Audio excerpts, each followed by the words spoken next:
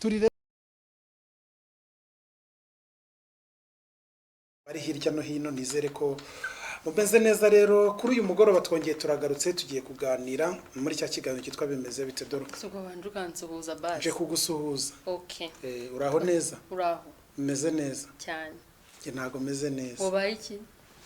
Natsinzwe. Watsinzwe ute? N'ikizamini. Cyahe? Cy'ubuzima.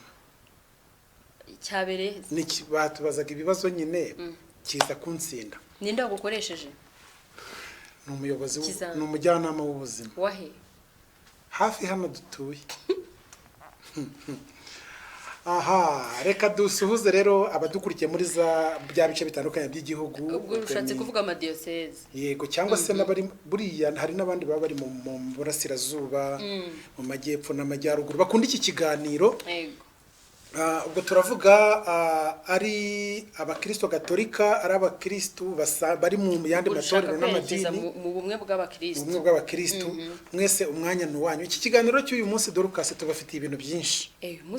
Kuri uyu munsi twarateguye ibintu byinshi, ama video menshi muri buze kuza gukurikira hano mu kiganiro. Ibi nta yindi mpamvu ni impinduka zo kuba Canal Plus turimo kugaragara kuri kuri chaîne ya 389. Yego. Igaragara mu bihugu hafi ya byose. Ubwo nukuvuga ngo umuntu ufite Canal Plus decoder ya Canal kuri 389 uradukurikira uri hirya no hino aho waba uri hose, haba mu Rwanda, haba mu Burundi, haba muri Congo, muri Tanzania, muri Kenya, Cote d'Ivoire, muri Gabon, muri Chad. Birangize? Oya, reka ndekere ibyo. Ibyo birahagije. Yego. Hanyuma niyo mpamvu rero twahisemo kujya tubagezaho ikiganiro tukagera no hasi muri community cyangwa se mu muryango remezo cyangwa no mu mudugudu. Hariya aho bisigaye byarabaye isibo. Hari amisibo hariya hasi. Yego. Isibo iyo tugiye mu murongo wa kiliziya burani nko mu muryango remezo. Yego. Turahagera rero dusigaye tunatungurana. Yego, hari abantu twatunguye nta nubwo turi butinde katubabwira ingingo tugiye kwibandaho. Yego. Turabanza tunyarukire muri paruwasi imwe ya Gihara. Turajya kuri ahantu batari bazi yuko Pacis TV iri buze. Bagiye kunabona turahageze ni mu kagari, na kagari nako niko kitwa. Yego. Ni mu kagari kahe? Muri kitwa ngwiki? Ngenze umurenge kwa Ruwarunda. Akagari ko ntabwo kazi. Ni akagari kitwa izina kitwa konyine mu Rwanda. Okay, ndazi. Ni akagari ka Sheri. Ariko eri bandika eri ndende. Yego. Nagari ya Sheri usanzwe uzi. Mu gihe Sheri zazi ndazabantu bakunda nabandika eri ntoya. Hanyuma nituva ahanga turaza kuganira na padiri mukuru w'iparuwasi. Twahuriye rwose ahantu mu muryango remezo turimo twigendera tuba turahuye. Agiye kubaha yo mu mibyizi. Turava aho ngaho uburyo twahageze rero tuganire nawe, nituhava turahita tujya Gikondo muri paruwasi ya Gikondo. Yego. Habereye hari amakuru. Yego. Hari amakuru ariko tuba tubyihoreye. Naho padiri mukuru waho nawe turaza kuvugana. Hari byinshi yaduteguriye nawe yaragiye kutubwira kuri uwo munsi. Gikondo iri muri paruwasi zifite kiliziya yubatse neza. Kandi n'abakristo bagiye babikora mu Rwanda. Ariko hagiye hajya itafari ry'umukristo. Buri mukristo hari itafari. Turaza kumenya iryo banga. Nituva aho ngaho turaza kunyarukira rero muri uku kwezi turi mu kwezi kwahariwe umubyeyi Bikira Mariya. Hari n'abandi bantu buriya ku buryo bw'umwihariko akenshi usanga bibombaritse bahora ndavuze ngo kwibombarika cyangwa se kwibombarika ntago bahora batuje, bahora bitwararitse bifashe neza. Ugasanga kenshi bambaye mu mutwe igitambaro cyitwa ivara. Yego. Abo nababikira rero bagira amasezerano basezerano nayo turayanyarukira ku munsi w'ejo aho twaganira. Ni masezerano ki? Urebe ukuntu avuga gusa byonyine, ukuntu atuje. tunamenye n'icyatumye ajya mu kibikira. Ubwo nababikira bitwa inshuti z'abakene. Turaza kuhanyarukira nituhava. Hari andi makuru maze iminsi turi gushakisha. Amaze iminsi abantu benshi ntago bayazi ariko kuri inshuro bari buyamenye. Pacis TV turacukumbura turavuga tuti tumenye byagenze biti. Ni ibiki byari biri kuvugwa muri iyi minsi. Nyuma yuko abakristo gatolika ndetse n'abandi bantu basanzwe b'abanyabwenge hari ingendo zitandukanye zikorwa hagati y'inzego z'ubuyobozi. Twagiye kubona tubona kuri Twitter handitseho yuko nyiri cyubahiro Cardinal Anoni Kambanda yaba yaragize uruzinduko agahura n'umukuru w'igihugu. tugira amatsiko turavuga tutari ko se Buriya- yenda amatsiko twe n'abandi bafite amatsiko buriya urwo rugendo rwari rugamije iki nawe aragira icyo adutangariza kuri uwo munsi cyavuzwe. yego ibi n'ibindi rero turabikusanyiriza hanyuma tukagera n'aho iwanyu mukadukurikira kuri Pacis mbese ni TV. bya bindi Pacis TV muri iyi minsi yabaye iyabo, Yabaye niyo iyanyu. mpamvu tuza aho ngaho. yego hanyuma turaza kubaha umurongo wa telefone mutwoherezaho ibitekerezo mwanditse mukoresheje Uyu munsi ni WhatsApp message gusa. mukoresheje WhatsApp cyangwa se SMS kuri nimero ya telefone muraza kuyibona mu kanya. Yego. Reka rero twihuse kubera ko dufite ingingo nyinshi tugiye kuganiraho. dutangirana n'abantu Duhere b'Igihara. igihara harya ubwo nahagana he? Akagari se ntitwakavuze. Ni mu karere ka Kamonyi. Akarere ka Kamonyi Buriya mu majyepfo. akarere ka Mu ntara Kamonyi y'Amajyepfo. mu burjyanye n'uburyo bw'ikenerabushyo muri kiliziya gaherereye muri diyosezi ya ya Kabgayi, Kabgayi. yego. Yego. Twavuze rero ko twagiye tugeze hari ahantu bita ku migomero. Mu migomero. Ku mugomero. Ku mugomero. Tavuga ko mugomero twaba tugiye kure. Ku mugomero. Ku migomero ni hano rero urenze gato ku Ruyenzi ukazamuka ahantu hari agahanda uciye muri aho gasoko bacuruzamo imbuto. Hapanda. Yego. Twanyarukiyeyo. Dufiteyo inkuru nyinshi tugiye kuvungura dufata inkuru Turafata inkuru imwe. imwe. Ariko wa gatandatu saa 9. Yego. Tuba turahageze dusanga padiri Ariteguye. agiye guha abakirisitu misa. Yego. Kubera iki kandi babipanga bate? Turi kumwe na Padiri Yohani Maria Vianney Habimana, reka dutangire tuganira. Rero muri santrale ya Sheri aho twagiye dutunguranye kugira ngo tuganire n'abakirisitu baho. Ku buryo bw'umwihariko rero tuhahuriye na padiri, hari gahunda ihari idasanzwe iba yarapanzwe na paruwase kugira ngo bafashe abakirisitu. Reka atwibwire hanyuma tuganire gatoya. Murakoze, nitwa Padiri Jean Damascene Habimana. Ndi padiri mukuru wa paruwase ya Gihara muri diyoseze ya Kabgayi. Aha turi ni muri imwe mu masantrari y'iyi paruwase ya Gihara. Ndabashimira mbere na mbere, muradutunguye, ariko mudutunguye mu butumwa, muri mu butumwa natwe turi mu butumwa. Turi hano rero nk'uko duhuriye ahangaha, ubu ngiye gutangira igitambo cya misa mu minota mike rwose nitumara gutandukana. Ni igitambo cya misa kibera ahangaha ku wa gatandatu, buri wa gatandatu. Aho umuntu yahita yibaza ati kubera iki ku wa gatandatu padi kandi misa yenda ziba ku cyumweru, nukubera iki? Duhuye mu masaha 10 rwose saa 9 z'umugoroba. Ni mu masaha 10 nibyo. Hano habera igitambo cya misa buri wa gatandatu. Hanyuma nejo mu gitondo hazabera misa nanone ku isaha ya saa 1. Ni ku mpamvu rero yuko haba hakenewe misa. Abakenewe misa ariko twareba tugasanga ku cyumweru ntago dushobora kuba twabasha gusoma misa ebyiri muri santrali atari uko zidakenewe, ahubwo ari uko abapadiri turi bakeya. Tugasanga rero niba abakristo kugira ngo babashe kumva misa kandi ari benshi, kandi hakaba hari amabwiriza yo kubahiriza amabwiriza ajyanye no kwirinda COVID-19 atuma umubare w'abajyaga baba bari mu kiliziya waragabanutse, kandi kugira ngo abakristo bose bifuza kuza mu misa babashe kuzamo, tukaba tubona bidashobora kuba byakunda ko twabaha misa ebyiri ku cyumweru. Twahisemo yuko hari misa yazajya iba ku wa gatandatu nimugoroba, iyo misa n'ubundi bari y'icyumweru. Ni muri urwo rwego rero kubera yuko abapadiri tuba twagombye kuba twasoma misa tuba turi bakeya, njya ngira blague no gutebya bavuga ngo abapadiri turi ubwoko butagwira.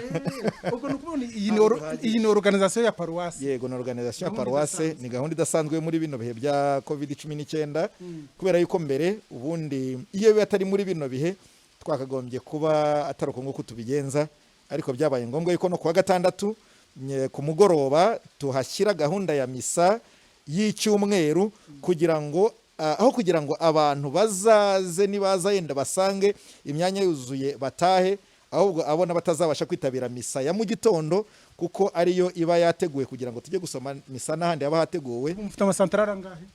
Dufite amasantrari 3 gusa. Santrari ya Gihara ariyo y'Inyarurembo, santrari ya Sheri na santrari ya Runda. Ariko misa ziba zateguwe ku cyumweru ntago ari nkeya.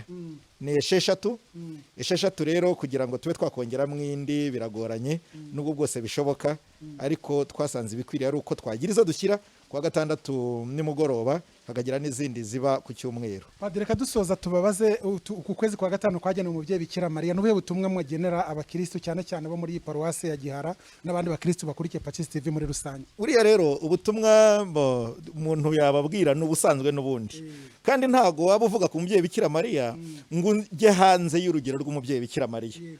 Urabona uku nguku mwavuye hejuru iyo ngiyo handi tujya tubareba kuri televiziyo mukaza mukagira hanga muri santarari ya Sheri munadutunguye gutya muri mwegeza butumwa. Iyo padiri avuye kuri paruwase cyangwa se umwepiskopa akava ku rwego rwo hejuru akaza ku nzego zo hasi aba ari mwegeza butumwa. Buriya umubyeyi Bikira Mariya akimara kwakira ubutumwa bukomeye bw'uko azabyara umwana w'Imana Yezu Kristo, ikintu cya mbere yakoze yabaye buriya n'urugero rw'umwogeza butumwa.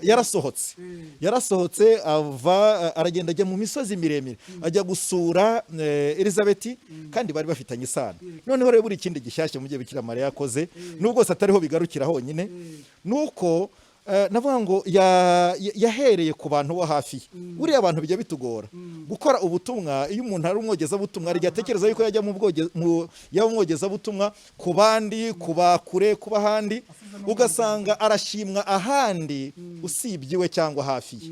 Buriya rero no guho umuntu yahera kuba hafi ye ariko bikagendana no kujya mwegeza butumwa. Ibyo ngibyo nabyo ni urugero rw'umubyeyi Bikira Mariya. Ni urugero rero umubyeyi Bikira Mariya ni urugero rw'umwogeza butumwa washyiriye Yezu abo bafitanye isano, ashyira Yezu umuryango wa Zakariya, ashyira Yezu natwe twese kubera yuko iyo natwe tumwisunze cyangwa se tugendanye nawe tubasha kugira imbaraga muri iryo yogeza butumwa, cyane cyane ko adashobora kuba yatandukana natwe dore ko n'intumwa yabaye nazo kenshi kandi bakagendana mu butumwa nubwo bwose byose yabikoraga bucece abishyingura mu ibanga ariko ibanga ry'ubusabanira-mana. Murakoze. Urabivuga iki mwabyakiriye mute n'iyi televiziyo Kiliziya Gatolika? Icyo ndabajye nuko nshima televiziyo ya Kiliziya Pacis TV nkayishima yuko iba yinjiye muri gahunda nk'iyi ngiyi ndetse n'izindi ntashidikanya yuko izagenda yongera muri porogaramu zayo kubera yuko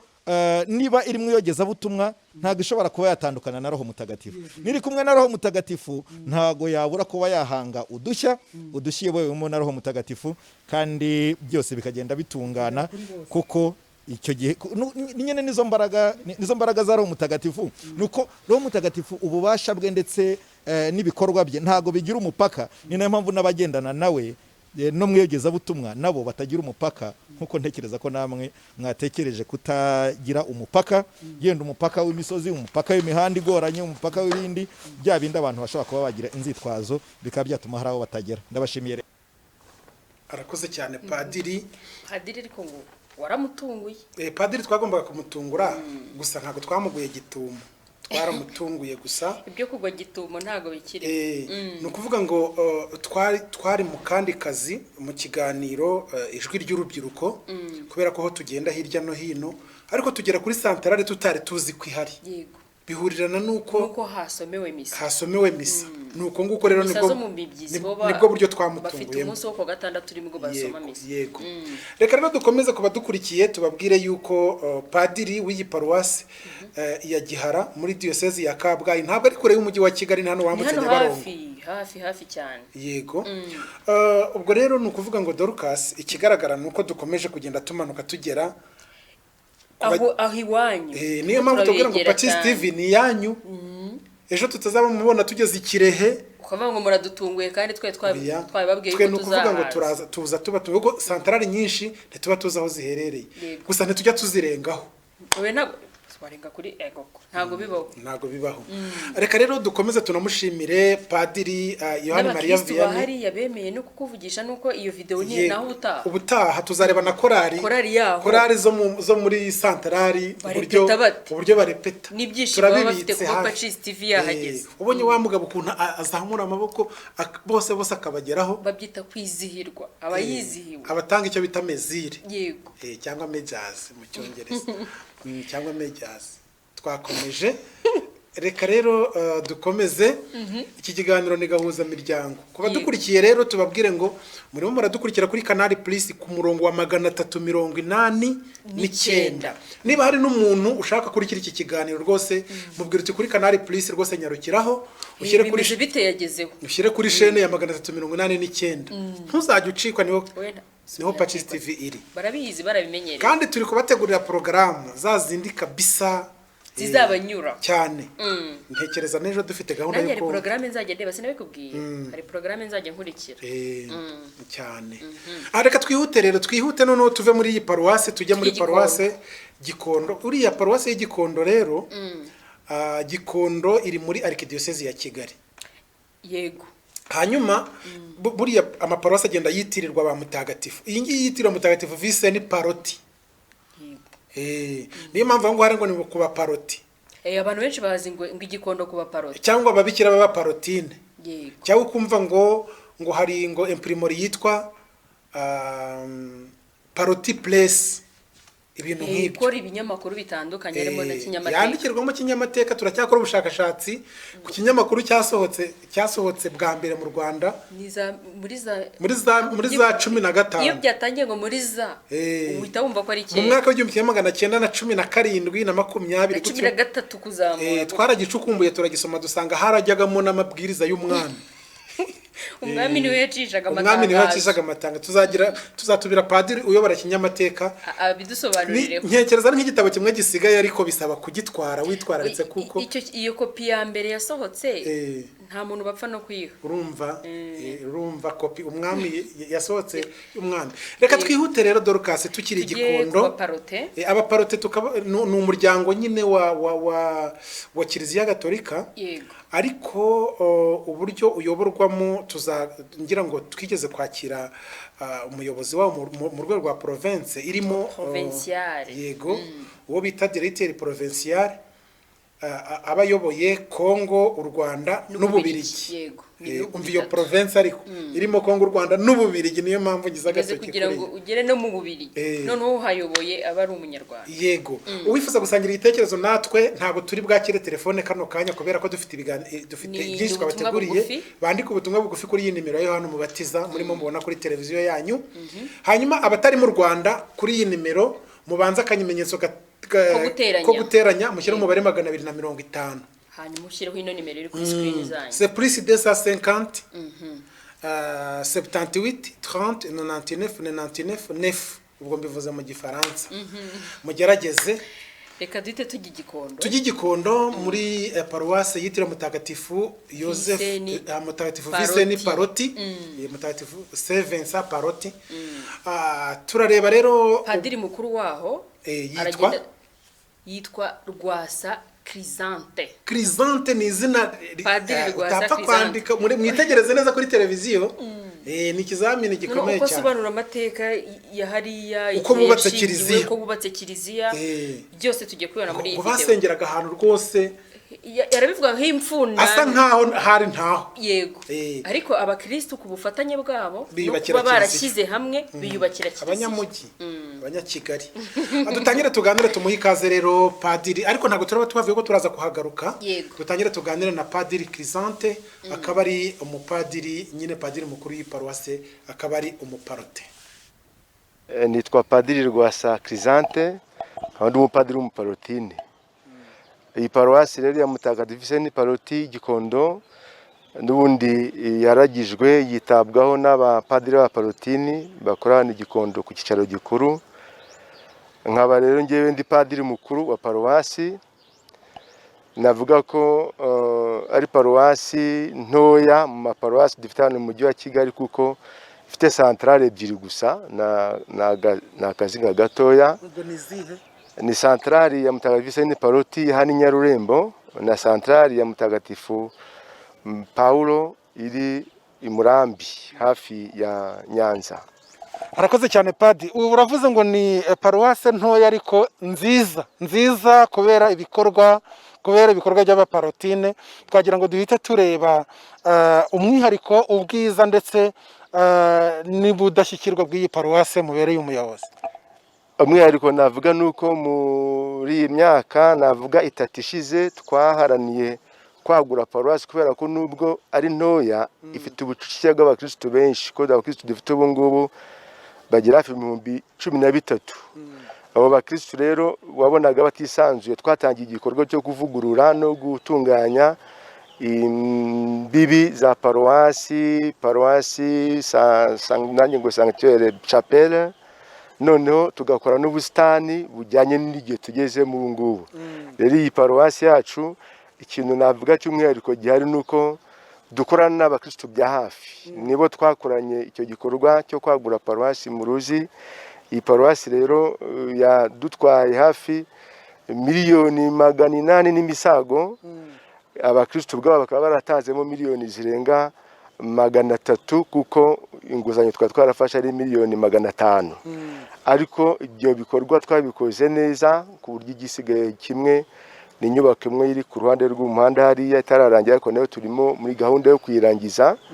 Noneho mu bijyanye n'ikenurabushyo dufite impuzamiryango remezo 22 twitaho ku buryo bwa hafi. Buri mpuzamiryango remezo ibiri hagati y'imiryango remezo 5 n'8, noneho tukegera abakristo bya hafi dukoresheje imiryango remezo. Tukaba dufite n'umwihariko w'ibyo twita action familiale, kwita ku miryango, nabyo biradufasha bigatuma tubasha kwegerana n'abakristo cyane. Tukita cyane no ku rubyiruko dukorana rwo mu bihe bya hafi mu mirimo yose itandukanye.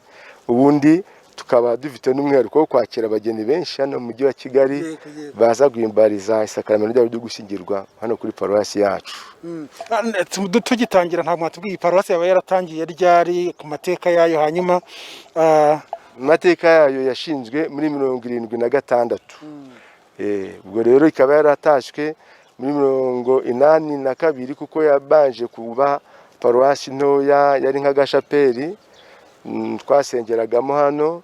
Abakristo muri icyo gihe katangiye hagana ruguru mu kigo cy'ishuri gihari, igenda rero imanuka gahoro gahoro ikorera hano hirya aho bita muri Mera, ivayo iza hano na n'ubu ngubu rero tukiri kumwe. Padiri, mu mikoranire myiza ni bigaragara ko ari padiri mukuru, ari abandi bapadiri ndetse n'abarayiki mugira imikoranire myiza kuba mwarageze kuri iki gikorwa. Iyi ni imwe muri kiliziya rwose ziri mu Rwanda imeze neza. Ese ifite ubushobozi bwo kwakira abantu bangahe? Hanyuma na gahunda ya misa ziba ziteye zite? Bu paruwasi dufite yagutse, yaje isimbura kiliziya yakiraga abantu 800. Rero kuri iki gihe tuvugana twakira abantu hagati y'ibihumbi 200 na 300 na 2400. Misa dufite ubu ngubu muri iki gihe turimo muri kino guhangana n'iki cyorezo cya coronavirus, dufite misa eshatu ku cyumweru. Ya mbere iba saa moya, ya kabiri ikaba saa 5, ya gatatu ikaba saa 10. Zose ziri mu Kinyarwanda. Mu mibyizi rero umunsi umwe badusabye guhitamo, twahisemo umunsi wa 4. Umunsi wa 4 hano kuri paruwasi tugira nabwo misa ebyiri, imwe ni saa 12:30 za mu gitondo, ndi saa 12 za nimugoroba. Naho kuri centrale ho tugira iyo misa mu cyumweru hagati, tuzigira nazari ebyiri. Ku wa gatatu misa iba saa 12:30 nabwo, na nimugoroba tukagira indi misa ya saa 12. Padiri, dusoza, kuva igihugu cyacu cyabona karidinali ari nawe umushumba wa Arkidiocese ya Kigali, uyu munsi yagira uruzinduko muri paruwasi yanyu. Niki mwishimiye kuba mumwakiriye?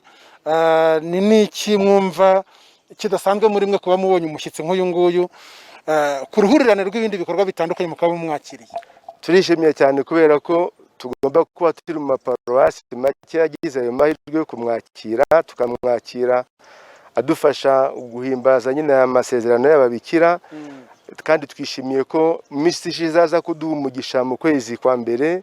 Icyo gihe yari yatusezeranje ko azaza kudusura. Ntabwo twatuzi ko rero hari azaboneka muri iyi gahunda. Turishimiye cyane kuba tumwakiriye. Twamwakira ubushize ari nka archevêque wa Arkidiocese ya Kigali, ubu tukaba turi bumwakire nka kardinali, umuntu wakira impano ikomeye u Rwanda rwacu rwakiriye. Ni ibyishimo byinshi kuri twebwe. Reka dusoreze ku ikoranabuhanga. Pacis TV nayo kuba irimo itambutsa ibiganiro, irimo itambutsa ndetse na misa n'indi mihango itandukanye yabaye nayo umushyitsi muri paruwase yanyu, noneho binagaragara no kuri chaîne Canal Plus, aho bya bihugu mukoreramo bitandukanye birimo bikurikirana ibikorwa bya Kiliziya Gatolika mu Rwanda, byo mwabyakiriye mute n'iki kibashimishije? Nacyo ndumva ari igikorwa cyiza cyane, kuko ndakeka turi mu maparuwasi ya mbere yakiriye Pacis TV, aho imariye gushyirwa ku rwego navuga mpuzamahanga. Turumva twishimye cyane kandi twiteguye kuzakorana na Pacis TV mu bikorwa byacu bitandukanye, arwimbaza iminsi mikuru hano kuri paruwasi ikomeye, ari no gufatikanya mu bijyanye n'ikenerabushyo nyine rusange rya paruwasi. Yego, reka dukomeze. Bwana Habumukiza Joseph nawe tugiye kuganira ni muri iyi paruwasi rero bafite na serivisi ijyanye n'itumanaho cyangwa se communication. Reka tuganire na Habumukiza Joseph aratubwira muri make mu nshamake iri korana rya paruwasi n'abarayiki, imbaraga ndetse n'ibanga bakoresheje kugira ngo babe bafite iyi nyubako, bafite iyi kiliziya rwose y'akataraboneka. Muri make aratubwira ibanga ndetse n'imikoranire myiza hagati y'ubuyobozi bwa paruwasi n'abarayiki cyangwa se abakristo. Murakoze. Nitwa Habumukiza Joseph, nkaba nshinzwe komisiyo y'itangazamakuru hano muri paruwasi ya Gikondo. Mwari mwifuje kumenya ibanga twakoresheje muri gikorwa cyo kwagura kiliziya hano ya Gikondo. Yewe ni ibanga rikomeye ariko rishoboka n'ahandi. Padiri mukuru mukanya yavuze ko dufatanya n'abakristo, nibyo koko, ariko ibanga rikomeye cyane nuko nabihaye Imana bacu baza kwisonga. Iyo baje kwisonga rero bakaba bamugabwa mbere, abakristo bibatera imbaraga nyinshi cyane. Nk'ubu ngubu muri gahunda twubakishije paruwasi, hari gahunda yiswe itafari rya buri kwezi. Iyo gahunda itafari rya buri kwezi ni isaba buri mukristo wakomejwe wese ndetse n'undi kugira icyo yigomwa buri kwezi. Aho ngaho abasaserdoti bacu duhere ku Padiri mukuru bazaga mbere bakaritanga ku matariki twumvikanyeho, ni matariki ya mu mpera z'ukwezi cyangwa mu ntangiriro z'ukwezi, ugasanga ati dore itafari ryanjye. Aho ngaho n'abakristo rero bikabashimisha, atese n'aba bandi burya bihaye Imana barakitanga nanone ku zindi mbaraga, bigatuma tugira imbaraga. Ni ishyaka rero ryatumye dukorana iki gikorwa umurava, ko tugitangira kuri 29 z'ukwa kane 2018. Padiri mukuru yakise urugendo rutagatifu rudasanzwe kubera ko ari urugendo rusaba buri mukristo kumva ko ari kumwe n'abandi, unaniwe undi akamufasha. Muri za ntege nke buri muntu agatanga uko yifite, ntarebe ati ndatanga se inoti igiceri cy'ijana, ndatanga 500 gusa. Akarebera imbaraga zafite n'izundi, zigatuma noneho bose bateye intambwe ireshya. Dusoza biragaragara ko mu misa twumvise ko hari n'abakitanga, bivuze ngo hari abatarabasha guhigura umuhigo, nanumva gifite umutima wo guhigura kugira ngo ni umuhigo twavuze ko ugomba gukomeza kugeza dusoje iki gikorwa. Kuko imbaraga za mwumvise ko Padiri yavuze ati twatangiranye imbaraga z'abakristo zijya kuri 1,300,000. Hari izindi yego, hari izindi 500,000 byabaye ngombwa tujya kwifashisha banki. Umuhigo rero kugira ngo dukomeze n'ugikomeza kugira ngo niyo inguzanyo ya banki twafashe tuyivane mu nzira. Ubu murishimye? Turishimye cyane. Iyo dusengera nk'ahantu nk'ahangaha tukareba abantu aho twari turi, twumva ari igikorwa rwose n'abana bacu bishimira, kuko baravuga ati nibura ababyeyi bacu bafite aho batugejeje. Iyo nk'uyu muntu aje gusezerana nk'ahangaha, Padiri yakomojeho ati ni paruwasi yakira abageni benshi, usanga rwose bishimye. Reka tubashimire rero kandi tubifuriza gukomeza kugira imbaraga zo kubaka ibikorwa bya gikristo. Murakoze. Nguko rero uko twaganiriye na Padiri mukuru wa paruwasi ya Gikondo yitiriwe Mutagatifu Vincent Paroti. Yego. Uyu twaganiraga n'abashinzwe itumanaho hariya yatubwiraga ati twishyize hamwe. Twa Joseph twishyize hamwe twubaka kiliziya ku bufatanye n'abakristo. Babigiramo uruhare. Noneho ngo abapadiri b'abaparote nabo babaye babigizemo uruhare buri wese yazanye itafari rye arishyiraho kiliziya irubakwa. Yego gusa iyo kiliziya bikozwe muri ubu buryo abantu baritanga bagiraga bati hari n'abantu bitanze yenda bahura n'utubazo dutandukanye ariko kuri ubu ngubu nabo baracyatanga bakomeze baze batange. Twumvise mu misa ya mbere bavuga bati kuri ya nyubako hari abantu batanze, turibaza kuki abantu bari gutanga amafaranga kandi inyubako yararangiye. Kumbi n'abantu bari guhigura umuhigo kuko iyi paruwase akenshi hari usanga yaragiye no muri banke gufata umwenda. Padiri yabivuze hari umwenda bafashe muri banke kugira ngo kirangire. Yego baracyishyura. Ubwo niba hari utarazana rero nawe n'undi wumva agize umutima wo gutanga nawe akabafasha kugira ngo bave mu mwenda. Yego reka rero dukomeze tukiri muri iyi paruwase, ntabwo turi buhave. Ku munsi w'ejo cyangwa se muri iyi minsi hateguwe uburyo bwo kwakira amasezerano y'ababikira b'umuryango witwa inshuti z'abakene. Yego hari abasezeranye bwa mbere n'abasezeranye burundu. Haryo ubwo gusezerana burundu ni ugusezerana uko ibintu bimeze kuri bano babikira n'ababikira basezerana ubukene. Ni ukuvuga ngo imitungo bafite bakabaye bafite bibitseho bo bayiha abakene. Yego akaba ashobora kuvuga ati ubu ngubu ndaje mfasha umukristo w'umukene ndagenda muhingiye mu murima, nzamubagarira ibishyimbo, nzamutekera, nzamukorera ibikorwa bitandukanye, ibintu nk'ibyo. Hanyuma bakongera bagasezerana n'ikindi cyitwa ubumanzi. Yego ubumanzi ni ukudashaka, nta gushaka umugabo. nuvuga ngo barasezeranye, hari abasezeranye burundu hari n'abasezeranye amasezerano y'imyaka 3. Yego bamaze gusezerana rero Pacis TV twagize duce turanyaruka tuganira n'umwe. Byari ibirori, bari benshi, bari benshi ariko abasezeranye ntago bari barenze nk'umunani. Kubasezeranye ku myaka 3 yego n'abasezeranye burundu nabo ntago barenga 8. Yego hanyuma rero mu masezerano yabo ni amasezerano akomeye bayageranye na Karidinali, cyatuwe na Karidinali Antoine Kambanda. Yego niwe bahaye amasezerano. Yego umva bifite irindi remeri rikomeye, byari bishyushye. Yego byari bishyushye. Pacis TV yari hari kubakurikiye icyo gitambo cyamaze umwanya munini, amasaha 3. Yego umuhango wamaze amasaha 3. Ababikira bari bishimye, bari baserukiwe n'ababyeyi babo. Hari umubikira ngikoraho ubushakashatsi, umubikira uyobora korari yawo ni umuhanga, ugenda akagira nabo hirya ati muzamu hirya hino. uriya mubikira mu kiganiro cyacu cy'ubutaha tuzamugarukaho tuzabatwara amabonye. Afite courage, afite morale. Reka twihute rero Doruka kugira ngo iminota itaza kuducikana tutaragera ku zindi nkuru ziri imbere. Wowe dukurikiye tukwibutse ko ari Pacis TV, televiziyo ya Kiliziya Gatolika. Ushobora kudukurikira televiziyo yanyu mwese kuko nabo mu yandi madini turaganira.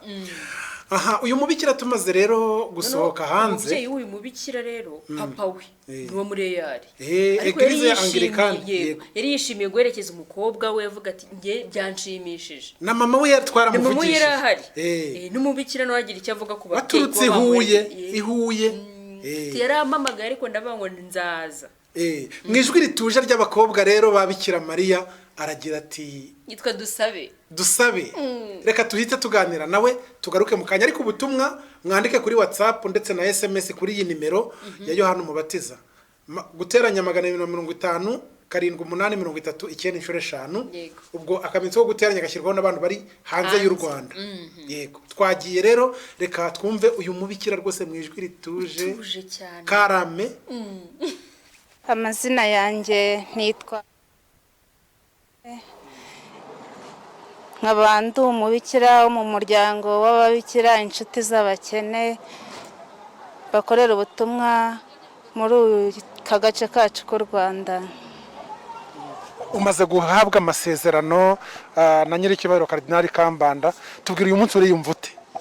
Kuri uyu munsi nahaweho amasezerano ya mbere muri uyu muryango w'ababikira inshuti z'abakene, by'umwihariko nyahawe na Antoine Karidinali Kambanda, Arikepiskopi wa Kigali.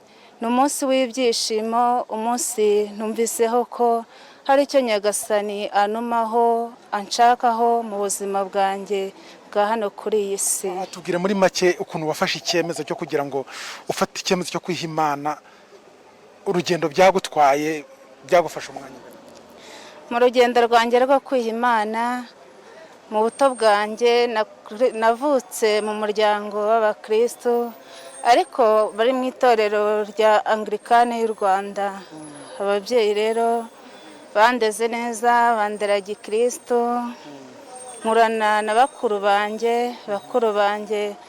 bakaririmba muri korali, nanjye nkura ngenda mbakurikira, maze kubakurikira nanjye igihe kigeze njya muri korali. Iyo korali rero imfasha kubona ko nanjye ubwanjye ngomba kugira icyo nkorera Nyagasani bitewe n'ibyiza byose Nyagasani yagendaga nkorera.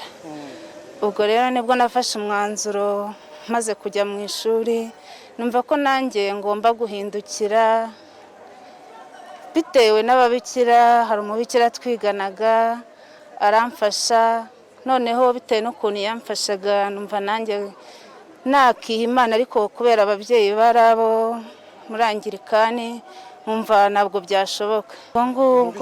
Ubwo ngubwo mubikira kubera ko twariganaga twicarana, nabonaga imico myiza yamurangaga, nkabona imyitwarire myiza yamurangaga mu bavandimwe twiganaga, nkumva nanjye ngize iryo shyaka. Ubwo rero nibwo naje kumva nanjye iyo nyota yakaza iza muri njyewe, ndangije nanjye mubaza ko ntabasha kwinjira mu babikira, agenda mfasha mu buryo butandukanye, ariko ku bwanjye nkumva bitazashoboka. Ubwo rero igihe cyarageze, kubera ko batufashaga no muri groupe vocationnelle kuri icyo kigo nigagaho. Wiga ku kihe kigo? Nigaga muri École Secondaire Seja Osco Dosimbi. Ahagana he? Ni mu karere ka Huye werekeza Nyamagabe. Yego.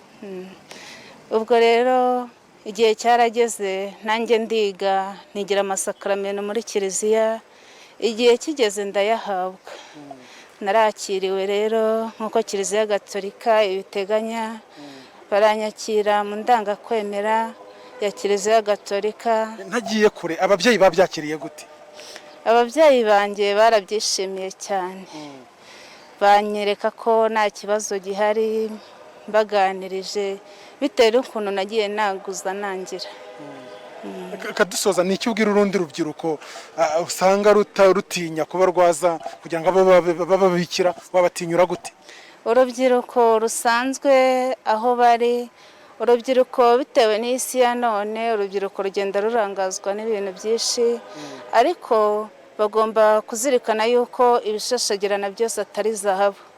Bakazirikana ko icy'ingenzi mu buzima bwabo ari Imana ibabeshejeho.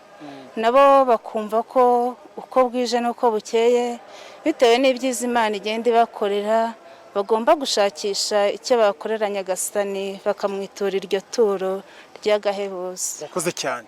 Murakoze namwe. Aha, nyuma yo kuganira na Seri Maria Dusabe, aba ni ababyeyi be, katubanze tuganire uko bakiriye, banze twibwire uko mwakiriye igitekerezo. Nitwa Ndahimana Twane, ntuye i Huye, sengera muri Eyari. Ubwo rero gute wakira igitekerezo cy'umwana wawe?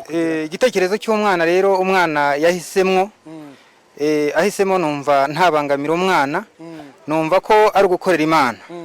Kuko mu nshingano dufite, nzi ko muri buri torero habamo umugeni wa Kristo.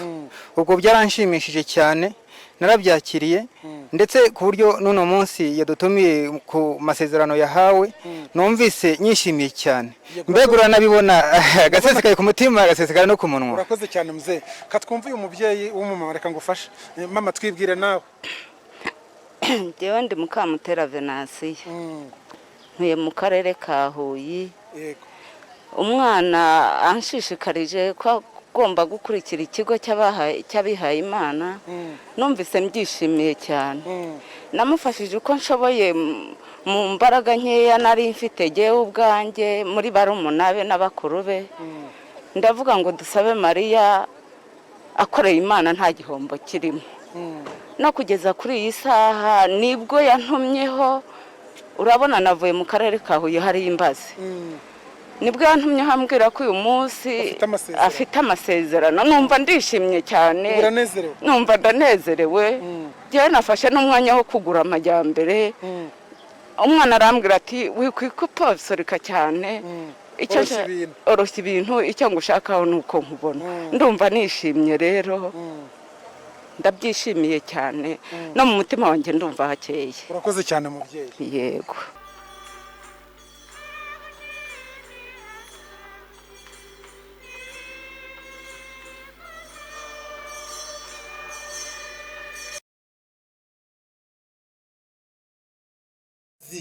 Umva ihuye ibutare muzehe uramubonye ko yari yashyizemo ikoti ariko na karuvati ngo dusaba Imana ko ari Imana rwose nta gihoho.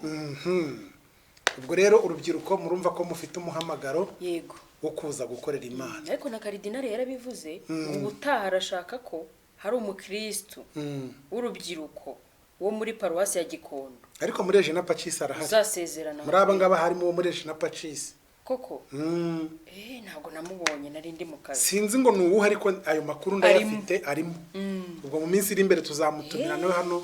Nyiricyubahiro Karidinali nawe yarabivuze aravuga ati ubutaha nzaze harimo umukristo wa hano. Reka duhite tugaruka twihuse. Ubwo uvuze Karidinali gahite tugaruka rero dushimire aba babikira b'inshuti z'abakene, dushimire n'urubyiruko mufata initiative zo kugira ngo mwitangire abandi. Ya Gikondo yemeye ko amasezerano abera hari. Dushimire abaparoti. Yego. Muri rusange. Kandi n'ubutaha nimudutumira rwose tuzaza. Barabizi. Hanyuma n'izindi paruwasi ziri hirya no hino na diocese mufite ibirori bitandukanye turabashishikariza kugira ngo mutumenyeshe ibyo birori bijye bica kuri Pacis TV. Murabona ko Pacis TV rwose ihababereye. Yohana Umubatiza na Dorcas tuze tubabaze mudusubize tuzi ibyo mwatubajije tubishyire muri televiziyo namwe mwibone kuri televiziyo. None se ikindi se none urabona bitaryoshye se nta kibatumvise. Yego reka dukomeze rero hanyuma tubabwira mu ngingo turi buganireho twigeze kuganira ko bakoresha social media cyangwa se imbuga nkoranyambaga muri iki cyumweru turangije cyane Twitter ni urubuga rukunda gukoreshwaho n'abanyapolitike n'abayobozi ruba rwanditseho akenshi n'utuvideo duto n'amafoto. Na Pacis TV ifite Twitter yayo. Yego hanyuma rero tumaze kubona iyi Twitter ko Nyiricyubahiro Karidinali Antoine Kambanda yaba yaragize uruzinduko akabona n'umukuru w'igihugu. Hagize amatsiko yo kumenya. Oya hari n'abakristo batwerezaga ubutumwa bakavuga ariko mwazatubarije. Tubwiye ukuntu byagiye. Mwazadushakiye mu makuru ko twabonye ubutumwa gusa ko Nyiricyubahiro Karidinali yabonanye n'umukuru w'igihugu. Perezida wa Republika. Twasomye ako ka message gusa. Kari kabumbiyemo iki. Bituma tunyaruka rero na kamera na mikrofone twegera Karidinali tumutunga mikrofone yacu turamubaza atubera imfura rwose ati nta banga ririmo ati niko byagenze. Katwumve rero igisubizo yaduhaye n'amatsiko mwari mufite nk'abakristo gatolika muhite mumenya icyo kiganiro cyangwa se urwo ruzinduko rwari rukubiyemo iki. Yego turi kumwe na Nyiricyubahiro Kambanda. Ejo bundi twabonye ubutumwa cyangwa se Twitter mwabonanye n'umukuru w'igihugu kuri uruzinduko hari icyo mwadutangariza. Murakoze twarabonanye ngari mu rwego rwo kumushimira uko yanyakiriye cyane kuvanje muri Archdiocese ya Kigali ariko n'ejo bundi uko maze guhabwa Karidinali akaba rero ari no kugira ngo umubano wa Kiliziya na leta ugenda urushaho kunoga tushimangire cyane ko nyuma y'uruzinduko yagize muri Vatikani akabonana na nyir'ubutungane Papa Francisco bageze kuri byinshi bidufasha kunoza umubano wa leta na Kiliziya kuko ni ngombwa Kiliziya gukorana na leta iyo umubano udahagaze neza hari byinshi bitugora mu butumwa bwacu kandi twashoboraga gutanga umusanzu nka kiliziya cyane cyane mu kubaka n'umuryango w'Abanyarwanda. Mu butumwa bwacu tubaka ubumwe n'ubuvandimwe kandi ibyo na igihugu kirabikeneye na leta irabikeneye kandi natwe turabikeneye. Hari umugozi umwe rero dutahiriza ndetse no mu buryo bufatika ugaragarira mu burezi, mu mashuri, ugaragarira mu mavuriro, mu kwita ku buzima n'ibindi nko kwita ku muryango. Twishimira ko leta nayo ngubu ishishikariye kugira ngo umuryango ube koko ahantu haboneye abana bakurira bafite indangagaciro z'ubumuntu, kandi indangagaciro z'ubumuntu nizo n'ubukristo bwubake. z'ubukristo nizo twese twubakiyeho. Nari narangariye mu butumwa butandukanye abantu bari kunyoherereza kuri ya nimero yawe ya telefone, kuri ya nimero 07883995. Yego. Twizere yuko rero mukomeza kutwoherereza ubutumwa bwanyu. Hanyuma rero reka dushimire nizere ko amatsiko ashize. Tubanze dushimire nyiri cyubahiro Cardinal Kambanda. Yego, kuba yarazindutse akagira uruzinduko akatubera hariya hantu. Noneho dushize amatsiko. Nibyo nari ndi kuvuga. Icyambere harimo ubutumwa butatu. Icyambere kwari ugushimira, icya kabiri kuva yaba Cardinal uruzinduko rwa mbere yaragize n'umukuru w'igihugu. Icya gatatu harimo ibiganiro ku mubano mwiza hagati ya kiliziya na leta. Yego. Wese abakirisitu ntimusobanukiwe se? Ibiganiro mwabonye bimaze iminsi bavuga bati nyiri cyubahiro Cardinal yasuye Perezida wa Repubulika nibiriye. Twarahababereye. Ubwo rero Patches TV ikomeje gukora akazi kayo nkuko bikwiye. Dushimira abantu muduha amakuru rwose, mujye mu burugero rwiza nkuko Cardinal yatwemereye. Buri nagari buri wese wapfa kukubwira uruzinduko rwanjye ngo icyo rwari rugamije. Natwe abakirisitu bari batwandikiye ubutumwa bwinshi bati muzatumenyere byagenze bite. Urumva tuciye muri makenda nko mu gusesengura, Kiliziya Gatolika ifite ubufatanye na leta butandukanye mu nzego zigera muri enye. Hari urwego rwa mbere rujyanye n'ubuvuzi, ubwo n'ubuzima. Ubuzima kuko haribo ibitaro bitandukanye, leta ibifitanye amasezerano na Kiliziya mu micungire yabyo ndetse n'imikorere yabyo. Rwa kabiri ni amashuri. Uburezi hari amashuri nanone abafiteho ahuriyeho na leta na Kiliziya. Yego. Icya gatatu uretse ubuzima, ubuvuzi, harimo n'indi mibereho myiza. Imibereho myiza dufate nko kuri Caritas ni urugero. Caritas y'u Rwanda yita ku bakene igashyira no muri gahunda kunganira leta muri gahunda yo gufasha abatishoboye. Urumva urwo ni ikindi. Hanyuma harimo n'ikindi cya kane kirimo, nari mvuze bitatu. Icya kane kirimo rero harimo buriya na administration. Urumva harimo administration. Buriya ni ukuvuga ngo uko inzego bwite za leta zubatse na Kiliziya hari uburyo yubatse. Amabwiriza n'amategeko ya Kiliziya afasha abaturage kuba bakumva neza iby'ubuyobozi kuko buri kubateganiriza. Ubuyobozi nako abaturage ni nabo bakristo. Yego. Urumva rero ni byinshi bitandukanye. Kandi yanabisobanuye ni narwo ruzinduko rwa mbere yaragize agiranye n'umuyobozi mukuru w'igihugu cyacu. Yego. Ubwo rero turashimira cyane amatsiko yashize abantu bamenye uruzinduko rwari rugamije iki. Ndagushimira ko washyizeho n'amafoto rwose agaragaza uruzinduko. Yego. Hanyuma mu butumwa bwagiye buza rero Christine ati yo Kiliziya irashimishije, Imana izabaho umugisha. Aravuga Kiliziya ya Paruwasi ya Gikondo. Yego. Hanyuma uyu nguyu atari ko mutegure na gahunda y'amakuru. Ibingibi abonye ahise abona byavamo amakuru. Yego. N'ubundi ni amakuru nyine, hanyuma amakuru yo muri paruwase, amakuru atandukanye. Iyo nzira ni gahunda turimo. Amakuru yo muri katedrale. Yego. Nta bundi butumwa ufite? Butumwa bugufi buri kuri nimero yawe.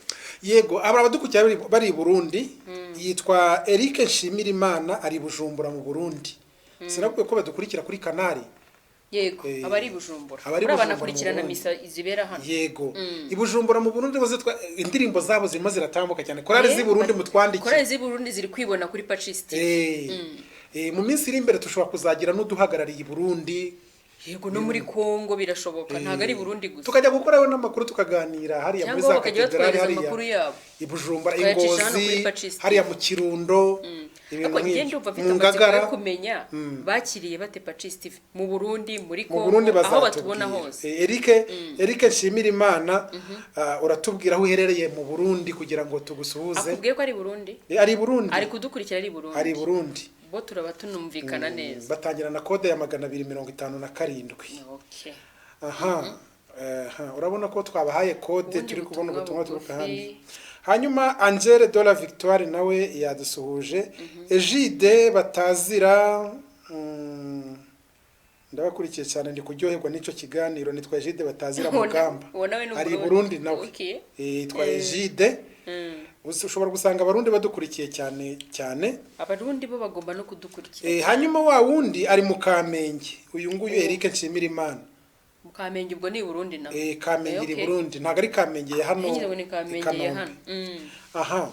Hanyuma ubutumwa bundi buri iyo ni WhatsApp. Iyi mbibutsa abantu muri Burundi iyo nimero ni ya Yohani umubatiza murimo muri kohereza ubutumwa muri iki kiganiro nibindi bitekerezo uko mudukurikira uko mwifuza ibiganiro twakongeramo namwe mujye muduha amakuru ariko y'Iburundi namwe muri ahi Burundi cyo mukeneye ko kibashimisha mugabo ingene bimeze ntakibazo atakibazo kabarungikira amakuru kandi iyi televiziyo ni yanyu barabizi bamaze kubimenya muraho neza ni Devota Mukarange kirizi yimeze neza Imana ibakomeza arakoze cyane Devota twamwakiriye tugarutse muraho neza katugaruke kuri WhatsApp gato undati turabakurikira cyane hano i Burundi icyo kiganiro ni cyiza turabasuhuje ni Mireyi turi muri paruwasi ya Ruhango yego arakoze hanyuma turacyafite iminota rwose turacyafite iminota igera muri 6 yego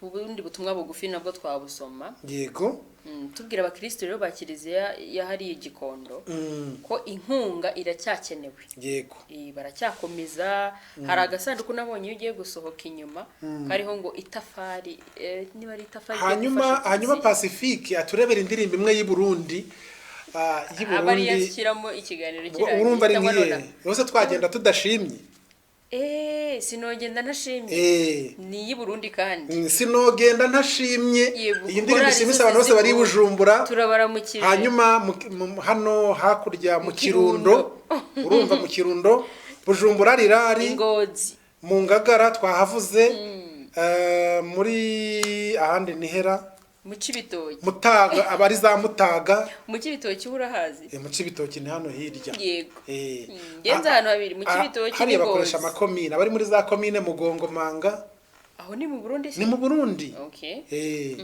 hanyuma n'ahandi n'izindi quartier bazagenda bazitubwira uko bagenda dukurikira buri muntu azajya tubwira ngo ndi hano mperereye hano yego ubwo rero abantu muri Burundi rwose nta kibazo mujye mutwandikira mudusuhuze nizo quartier ziwanya aho ngaho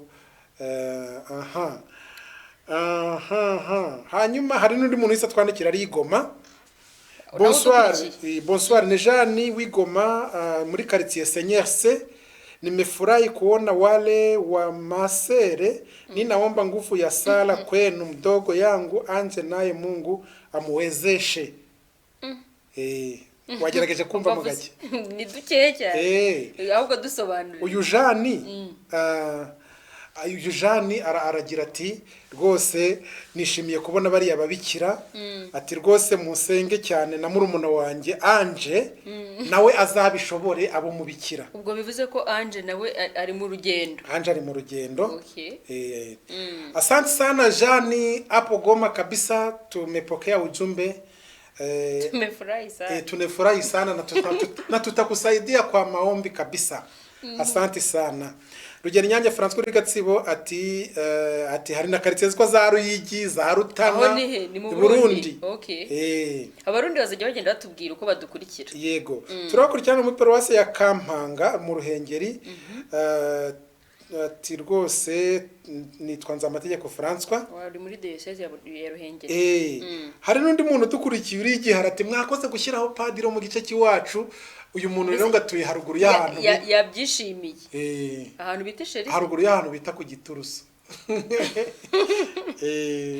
Gose Yohana Mwenda basaba indirimbo y'abarundi yitwa iyo mana yamaye iyo mana yamaye byose yagabiye ngenda yize Pacifique kubanga bw'ibyuma niwe turi kumwe ari kuzumva aradufasha uyu munsi kuburudika n'abarundi abarundi kabisa kuri Pacis TV burudikeni abarundi biganje kuri iyi ncuro yego mu gihe mu minsi yashize bari abakongomani yego n'abakongomani bariho Jeanne umubonye se muri quartier Senyerse ubwo naba muri quartier Mabanga hari muri quartier Birere abo hari Bukavu nabo nzi ko badukurikira za Katudu hari ya za ako ibyo bice byose ububizi yes okay ugeze za Katudu hari ya za Biruma Biruma ni muri Rucuru ariko hari yabahita ngo iki wambutse harya hakurya hamwe hano hari umukongo ukimara kwambuka umupaka ubugeze hano hitwa Nguba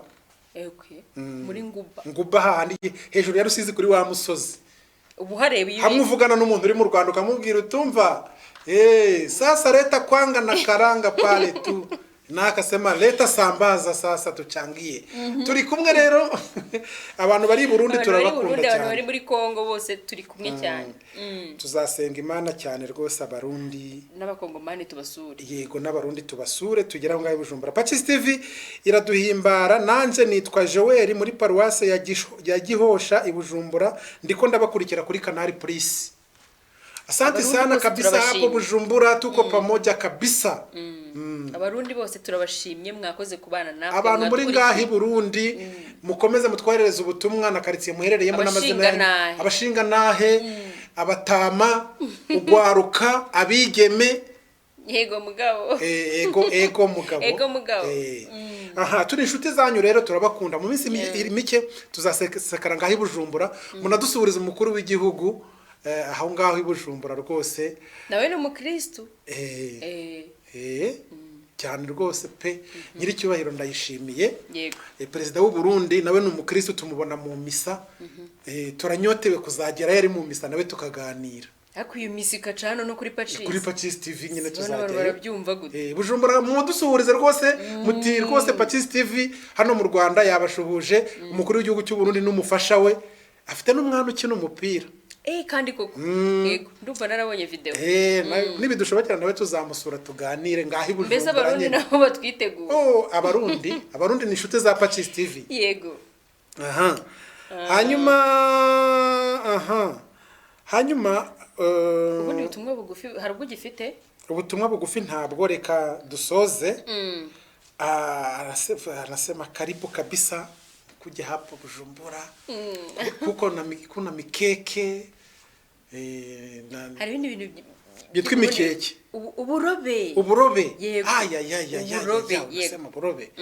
n'indagara za hari i Burundi zazindi zindi mbese mu Burundi batwitegure tuzaza tutafika hapo Tanganyika yego Bujumbura turifuza kuzajya muri katedrale hari i Bujumbura tukagaruka tukabyerekana hano kuri Pacis TV bishobora no kuzaba ari live nabyo hano turabikora kandi kuri Pacis birumvikana n'iminsi mikuru yo muri Kiliziya y'u Burundi tuzajya tujyayo niba dutumira rwose tuzajya urabibemereye rwose pe sinabaye nimero ya telefone se plus 250 seti 830 bayibonye nimero niyo Yohana Umubatiza reka tubasezere rero yego akaryoshye ntikaguma he kutahavuze akaryoshye nigahora mwitama ariko hari indirimbo ebyiri sinogenda ntashimye hari n'izindi ndirimbo nigeze kubona z'abarundi izo ni ziri ku rutonde rw'abagusa bazi kubyina n'indirimbo z'umuco gakondo ako se wumvise nta kuririmba mu kanya simfite akajwi keza